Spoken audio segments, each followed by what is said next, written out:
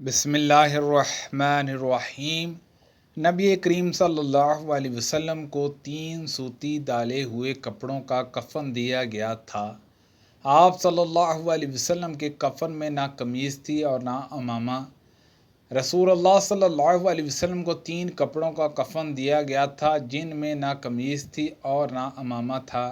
حضرت امام ابو عبداللہ بخاری رحمۃ اللہ علیہ فرماتے ہیں کہ ابو نعیم نے لفظ ثلاثات نہیں کہا اور عبداللہ بن ولید نے سفیان سے لفظ ثلاثات نقل کیا ہے۔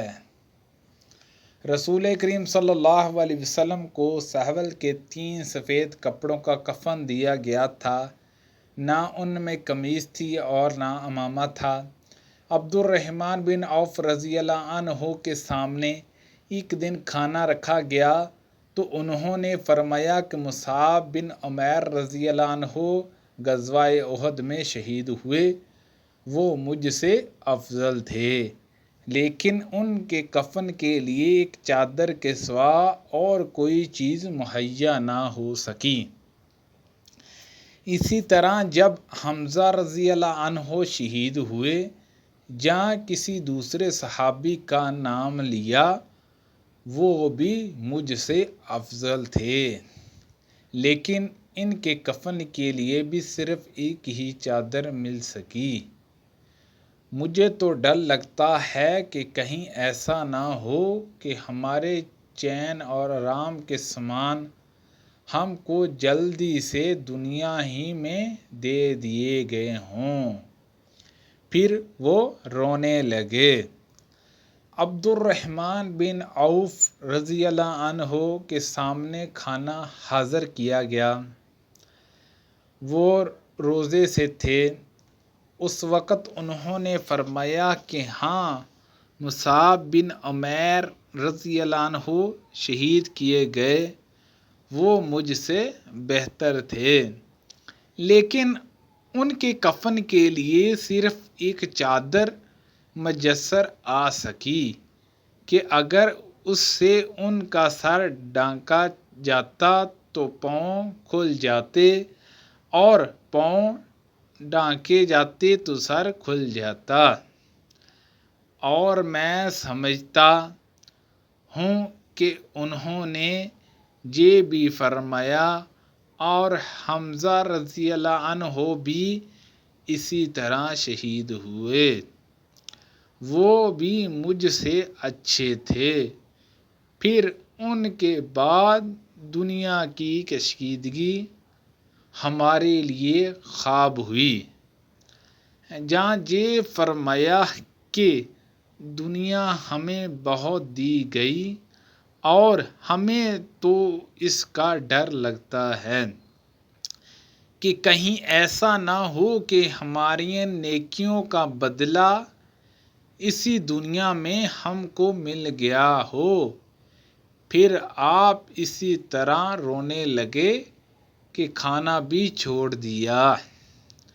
ہم نے نبی کریم صلی اللہ علیہ وسلم کے ساتھ صرف اللہ کے لیے ہجرت کی، اب ہمیں اللہ تعالیٰ سے اجر ملنا ہی تھا۔ ہمارے بعض ساتھی تو انتقال کر گئے اور اس دنیا میں انہوں نے اپنے کیے کا کوئی پھل نہیں دیکھا۔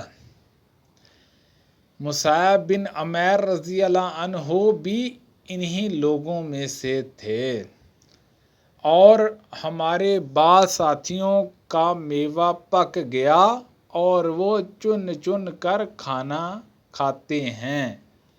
مصعب بن عمیر رضی اللہ عنہ احد کی لڑائی میں شہید ہوئے۔ ہم کو ان کے کفن میں ایک چادر کے سوا اور کوئی چیز نہ ملی، اور وہ بھی ایسی کہ اگر اس سے سر چھپاتے تو پاؤں کھل جاتے اور اگر پاؤں ڈھانکتے تو سر کھل جاتا۔ آخر یہ دیکھ کر نبی کریم صلی اللہ علیہ وسلم نے ارشاد فرمایا کہ سر کو چھپا دیں اور پاؤں پر سبز گھاس اذکار نامی ڈال دیں۔ ایک عورت نبی کریم صلی اللہ علیہ وسلم کی خدمت میں ایک بنی ہوئی حاشیہ دار چادر آپ کے لیے تحفہ لائی۔ سہل بن سعد رضی اللہ عنہ نے حاضرین سے پوچھا کہ تم جانتے ہو چادر کیا ہے؟ لوگوں نے کہا کہ جی ہاں، شملہ۔ سہل رضی اللہ عنہ نے کہا، ہاں شملہ، تم نے ٹھیک بتلایا۔ خیر، اس عورت نے کہا کہ میں نے اپنے ہاتھ سے اسے بنایا ہے اور آپ صلی اللہ علیہ وسلم کو پہنانے کے لیے لائی ہوں۔ نبی کریم صلی اللہ علیہ وسلم نے وہ کپڑا قبول کیا۔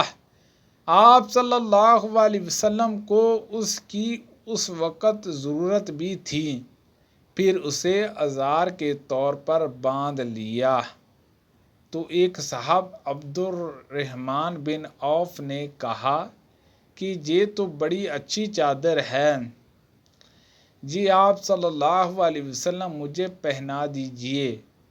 لوگوں نے کہا کہ آپ نے مانگ کر کچھ اچھا نہیں کیا، رسول اللہ صلی اللہ علیہ وسلم نے اسے اپنی ضرورت کی وجہ سے پہنا تھا اور تم نے یہ مانگ لیا، حالانکہ تم کو معلوم ہے کہ ان حضور صلی اللہ علیہ وسلم کسی کا سوال رد نہیں کرتے۔ عبد الرحمن بن عوف رضی اللہ عنہ نے جواب دیا کہ خدا کی قسم، میں نے اپنے پہننے کے لیے نہیں، آپ صلی اللہ علیہ وسلم نے یہ چادر نہیں مانگی تھی، بلکہ میں اسے اپنا کفن بناؤں گا۔ سہل رضی اللہ عنہ نے بیان کیا کہ وہی چادر ان کا کفن بنی۔ ہم عورتوں کو جنازے کے ساتھ چلنے سے منع کیا گیا، مگر تاکید سے منع نہیں ہوا۔ سبحان اللہ عز و جل۔ اللہ پاک سے دعا ہے کہ اللہ پاک ان حدیثوں پر عمل کرنے کی توفیق عطا فرمائے۔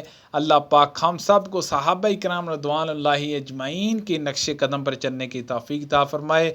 اللہ پاک ہم سب کو صحت و تندرستی عطا فرمائے۔ آمین بجاہ النبی الامین صلی اللہ علیہ وسلم۔